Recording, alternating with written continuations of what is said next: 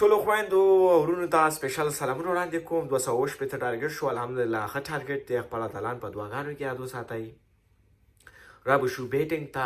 او کومې غلطۍ چې نن وشوې هغه تاسو په خپله نن وکتلې او بیټینګ کې چا سره فیصله وشو نجیب زدران په کوم پوزیشن باندې بیټینګ ته راکته شو اوپننګ کې سټارټ رحمان الله ګربز واغستلو چې ډېر یو ښه پیل یې وکړي ګورې که تاسو کتلې پارلنټ باندې ډېر غټ پریشر واچولو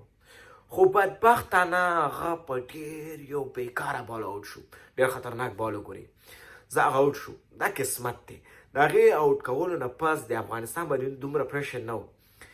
جاوید احمدي ورور راغی جاوید جان ته تقریبا په 3 لوبو کې چانس ورکړي دا یوازې نه چې دغه 3 لوبې وي د دې نه مخکې تقریبا د 10 کاله کېږي دا ټیم سره لوبېږي د اوسه پورې کومه سینچري نه ده والي آیا ولې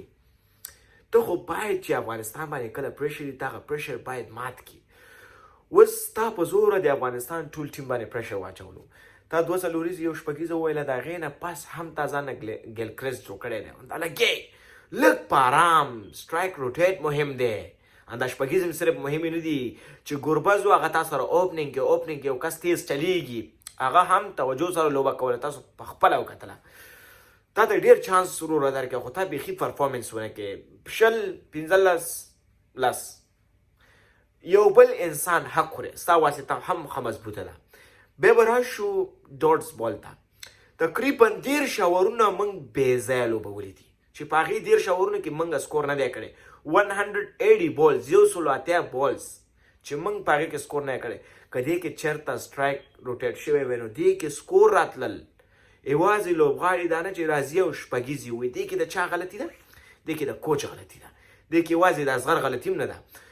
بل خبره د لوکم نجیب زدران چې کوم هغه فیوچر کرکټ دی هغه تباه کېږي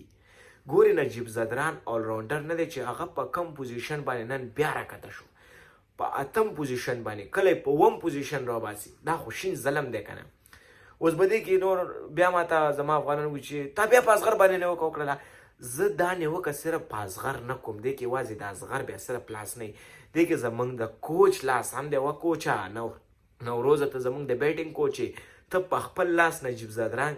چې کوم هغه کرکټ هغه تباه کول غواړي دا نه چې صرف دا د T20 لوبغاړی دا د T20 نه دی دې کې غټ استعداد دی خو دا ته په خپل لاس تباه کوي دا کار د ډېر غلط دی ټارګټ ښه ټارګټ دی اوس به بالینګ انشاءالله ګورو د افغانستان بالینګ خو همیشه سټرانګ وي خو دا پیچ چې دی او دا ګراوند ډېر وړکی دی او پیچ نن سپین بالینګ ته جوړ دی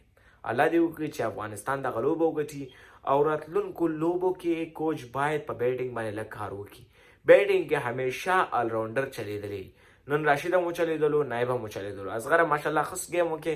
هغې ټیم کې پریشر راغلی او ښه ګیم یې وکړي غلط ګیم نه دی کړی خو چې کله شاهدي ورور آوټ شو او رحمت شاه پریشر جاوید خو خپله په لوبډله باندې پریشر واچولو نن د شاهدي او د رحمت شاه ورځ نه وه افغانستان دپاره ډېر ویاړونه راوړي دي ټول چې کوم اتلان دي